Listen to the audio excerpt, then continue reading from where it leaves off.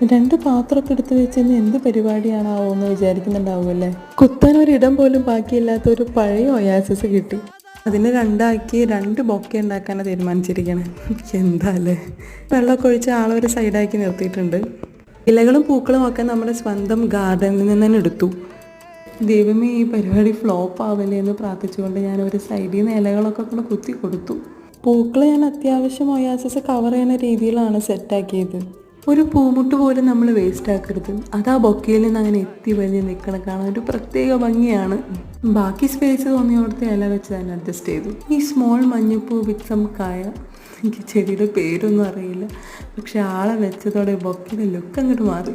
സമയപരിമിതി മൂലം വേറെ കൂടുതൽ ഐറ്റംസ് ഒന്നും ഞാൻ എൻ്റെ ബൊക്കയിൽ കുത്തി കയറ്റിയില്ല. സോ ഇതാണ് ഫൈനൽ ലുക്ക്. പ്രൊഫഷണൽ ഫിനിഷിംഗ് ഒന്നും ഇല്ലെങ്കിലും ഉദ്ദേശിച്ച കാര്യം നടന്നു. നിങ്ങൾക്ക് ഇഷ്ടപ്പെട്ടോ?